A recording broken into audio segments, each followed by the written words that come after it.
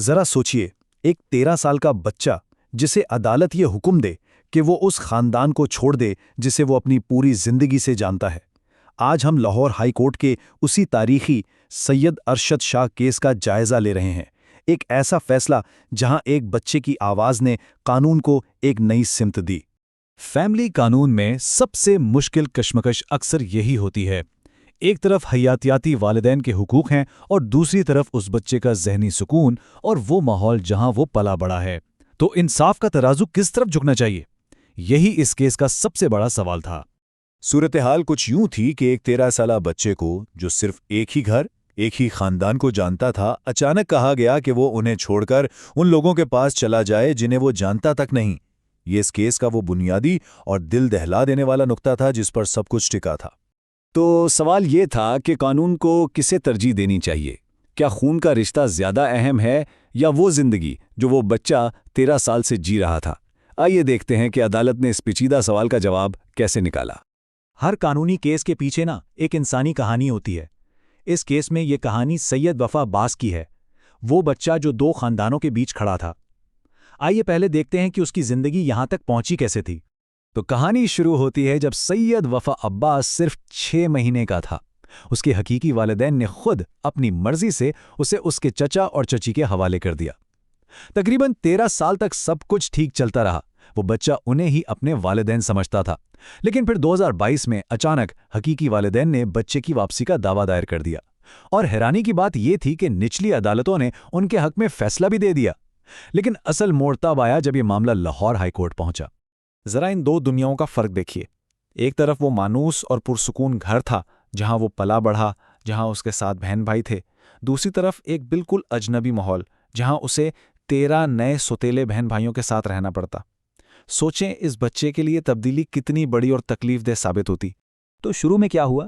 نچلی عدالتوں نے جب یہ کیس دیکھا تو ان کا کیا کہنا تھا؟ آئیے ان ابتدائی فیصلوں پر نظر ڈالتے ہیں جہاں قانون کی کتابیں جذبات پر حاوی نظر آتی ہیں۔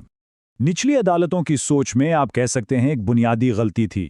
انہوں نے قانون کو بہت سختی سے دیکھا اور کہا حیاتیاتی والدین کا حق سب سے پہلے ہے۔ اس سوچ میں یہ بات بالکل نظر انداز کر دی گئی کہ ایک 13 سالہ بچہ کوئی چیز نہیں بلکہ ایک سوچنے سمجھنے والا انسان ہے جس کے اپنے جذبات ہیں۔ اور یہاں جسٹس فیصل زمان خان کے یہ الفاظ اس کیس کے انسانی پہلو کو بالکل سامنے لے آتے ہیں۔ انہوں نے قانون کو صرف کتابی اصولوں سے نہیں بلکہ ایک بچے کی نفسیات کی نظر سے دیکھنے کی کوشش کی۔ اور بس یہی وہ پوائنٹ تھا جہاں کیس نے پورا یو ٹرن لے لیا۔ لاہور ہائی کورٹ میں توجہ حیاتیاتی حقوق سے ہٹ کر ایک بہت اہم تصور پر مرکوز ہو گئی، بچے کی اپنی آواز اور اس کی فلاح۔ تو جسٹس فیصل زمان خان نے اپنے فیصلے کی بنیاد کس چیز پر رکھی؟ انہوں نے گارڈینز اینڈ وارڈز ایکٹ 1890 کے سیکشن 17 کا حوالہ دیا۔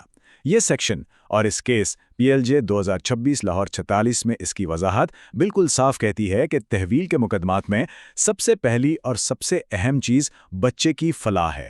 یہ والدین کے حق پر بھی فوقیت رکھتی ہے۔ یہی وہ قانونی ستون تھا جس نے اس پورے کیس کی بنیاد ہی بدل دی۔ تو بچے کی فلاح کا مطلب کیا ہے؟ یہ کوئی ایک چیز نہیں ہے۔ عدالت کو بچے کی عمر، اس کے رشتے، گارڈین کی اہلیت اور سب سے بڑھ کر اگر بچہ سمجھدار ہے تو اس کی اپنی خواہش کو مد نظر رکھنا ہوتا ہے۔ عدالت نے صرف بچے کی بات سنی نہیں بلکہ اس کی خواہش کو پرکھنے کے لیے ایک بہترین طریقہ اپنایا۔ جسٹس فیصل زمان نے غیر معمولی قدم اٹھایا۔ انہوں نے بچے کو 1 ہفتے کے لیے اس کے حیاتیاتی والدین کے پاس بھیجا تاکہ وہ دونوں ماحول کا تجربہ کر کے ایک سوچا سمجھا فیصلہ کر سکے۔ جب 1 ہفتے بعد وہ واپس آیا تو اس کا فیصلہ اٹل تھا، اور یہی اس کی سمجھداری کا سب سے بڑا ثبوت تھا۔ تو چلیے اب دیکھتے ہیں کہ آخر میں ہائی کورٹ نے فلاح کو حیاتیات پر کیوں اور کیسے فوقیت دی۔ اس فیصلے کے پیچھے کی منطق کو گہرائی سے سمجھتے ہیں۔ عدالت نے ایک اور اہم بات بھی نوٹ کی۔ یہ تحویل کی درخواست اچانک ایک دوسرے خاندانی جھگڑے کے فوراً بعد کیوں دائر کی گئی؟ جج نے اس امکان پر بھی غور کیا کہ شاید یہ مقدمہ بچے کی محبت میں نہیں بلکہ دوسرے خاندان سے بدلہ لینے کی نیت سے کیا گیا تھا، ایک جوابی کارروائی، نہ کہ حقیقی محبت کا اظہار۔ سپریم کورٹ کے ایک فیصلے کا حوالہ دیتے ہوئے عدالت نے یہ بات واضح کی کہ بچے کی آواز سننے کا مطلب یہ نہیں کہ جو وہ کہے آنکھیں بند کر کے مان لیا جائے۔ اس کا مطلب ہے اس کی دنیا کو سمجھنا اور پھر وہ فیصلہ کرنا جو واقعی اس کے حق میں بہترین ہو۔ تو اس پورے کیس سے عدالت کا ایک واضح فارمولا سامنے آتا ہے، ایک ایکویشن سمجھ لیں۔ پہلا، والدین نے خود بچے کو حوالے کیا۔ دوسرا ایک لمبا اور مضبوط رشتہ بن چکا ہے، اور تیسرا بچے کی اپنی واضح اور سمجھداری والی ترجیح۔ جب یہ تینوں چیزیں مل جائیں تو ان کا وزن خون کے رشتے سے کہیں زیادہ ہو جاتا ہے۔ اور ان سب دلیلوں کے بعد آخری فیصلہ سنایا گیا۔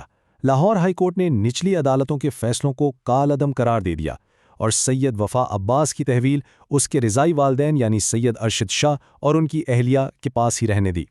لیکن یہ کیس صرف سید وفا عباس کا نہیں ہے، اس کی اہمیت اس سے کہیں زیادہ ہے۔ آئیے دیکھتے ہیں کہ یہ فیصلہ پاکستان میں بچوں کے حقوق اور فیملی قانون کے مستقبل کے لیے اتنی بڑی اہمیت کیوں رکھتا ہے۔